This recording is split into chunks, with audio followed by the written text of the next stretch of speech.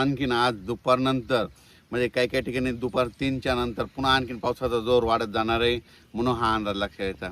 खास करून तुम्हाला एक सांगू इच्छितो की सोलापूर जिल्हा, बीड जिल्हा, लातूर जिल्हा, धाराशिव जिल्हा, सांगली जिल्हा, त्याच्यानंतर सांगलीमध्ये आटपाडी, पंढरपूर, सांगोला त्या परिसरामध्ये काय झालं, पाऊस कमी होता. पण ह्या जिल्ह्यातले सर्व शेतकऱ्याला सांगू इच्छितो, तुम्ही घाबरू नका. आणखीन जवळपास 4-5 दिवस 25 तारखेपर्यंत म्हणजे यात्रेपर्यंत, पंढरपूरच्या यात्रेपर्यंत चांगला जोराचा पाऊस पडणार आहे. म्हणून धाराशिव जिल्हा, लातूर जिल्हा, बीड जिल्हा, त्याच्यानंतर सोलापूर जिल्हा, सांगली जिल्हा, त्याच्यानंतर आटपाडी, सांगोला त्या परिसरातली शेतकऱ्यांना अंदाज लक्ष द्यायचा.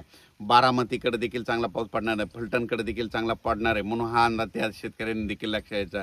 त्याच्यानंतर कोल्हापूरकडे देखील जोराचा पाऊस आज सुरू होणार आहे, म्हणून कोल्हापूरच्या शेतकऱ्यांनी अंदाज लक्ष द्यायचा. साताऱ्याकडे देखील मुसळधार पाऊस पडत, कोल्हापूरकडे देखील पश्चिमेकडे मुसळधार पडणार आहे, म्हणून हे लक्ष द्यायचं.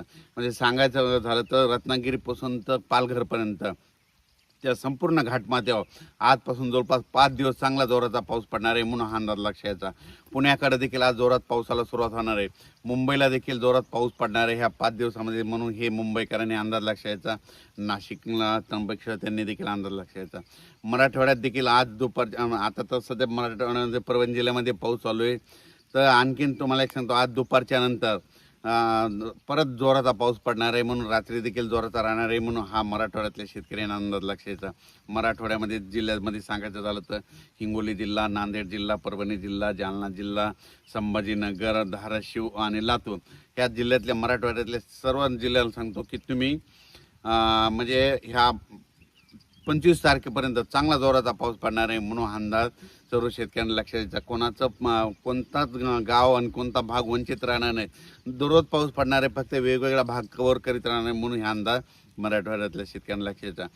विदर्भ 6-5-11 जिल्ह्यामध्ये वर्धा जिल्हा झालं, नागपूर जिल्हा झालं, भंडारा जिल्हा झालं, यवतमाळ झालं, तर अकोला, अमरावती, बुलढाणा तिकडे देखील त्या 11 जिल्ह्यामध्ये, गडचिरोली, चंद्रपूर तिकडे देखील म्हणजे आज 18 पासून पावसाचा जोर वाढत जाणार आहे, तर 25 तारखेपर्यंत दररोज वेगवेगळ्या भागात चांगला जोराचा पाऊस पडणार आहे, म्हणून हा अंदाज त्यांनी देखील लक्षात द्यायचा. सर्वदूर एकदाच पडणार नाही, पण दररोज वेगवेगळा भाग कव्हर करत राहणार आहे, म्हणून हे लक्षात द्यायचं. त्याच्यानंतर इकडे आपण उत्तर महाराष्ट्राकडे देखील नंदुरबार जिल्हा झालं, धुळे जिल्हा झालं, जळगाव जिल्हा आज देखील बऱ्याच भागामध्ये विखुरलेल्या स्वरूपाचा पाऊस पडणार, पण नंदुरबार जिल्ह्यामध्ये मात्र 22 तारखेच्या नंतर म्हणजे 23, 24, 25च्या दरम्यान तिकडं देखील मुसळधार नंदुरबार जिल्ह्यात पडणार आहे. आणि नंदुरबार जिल्ह्यामध्ये जे काही छोटे छोटे तळे राहिलेले आहेत भरायचे, ते मात्र 25 ते 28च्या दरम्यान तिकडं जोराचा पाऊस पडणार आहे, आणि त्या भागात देखील त्या नंदुरबार जिल्ह्याला जीवदान ठरणार आहे, म्हणून हा नंदुरबार जिल्ह्यातील शेतकऱ्यांना अंदाज लक्षायचा. धुळे, जळगाव जिल्ह्यात देखील ह्या आज उद्या सगळीकडेच म्हणजे आजपासून पावसाची स्पीड वाढणार आहे, म्हणून त्यांनी धुळे, जळगाव त्या जिल्ह्यातल्या सर्व तालुक्यातल्या शेतकऱ्यांनी अंदाज लक्ष द्यायचा. म्हणजे सांगायचं झालं तर आज 18 तारखेपासून 25 तारखेपर्यंत असाच पावसाचा दररोज वेगवेगळ्या भागामध्ये त्या धुळे जिल्हा, नाशिक जिल्हा, जळगाव जिल्हा, आणि नंदुरबार त्या भागात पाऊस पडणार, त्यांनी अंदाज लक्ष द्यायचा. त्याच्यानंतर आता वळू तिकडं संभाजीनगर,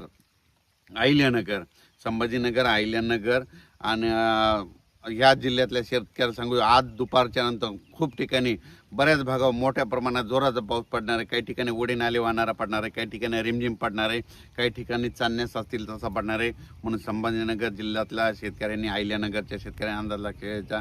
तसेच सिल्लोड, सोयगाव त्या परिसरात देखील चांगला पाऊस पडणार आहे, चाळीसगावकडे देखील पडणार आहे, मालेगावकडे देखील पडणार आहे, म्हणून अंदाज त्यांनी लक्ष द्यायचा.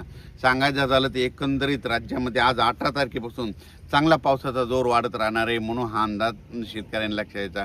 इकडं तेलंगणामध्ये देखील चांगला पाऊस राहणार आहे, म्हणून तेलंगणातल्या शेतकऱ्यांनी अंदाज लक्ष द्यायचा.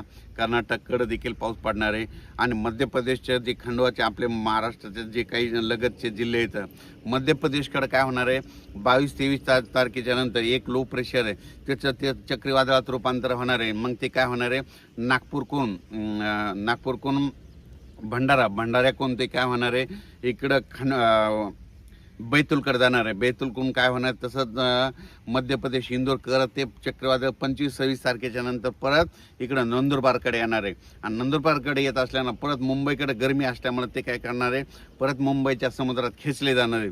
त्याच्यामुळं मुंबईला मात्र 25, 26, 27च्या दरम्यान मुसळधार पाऊस पडणार आहे.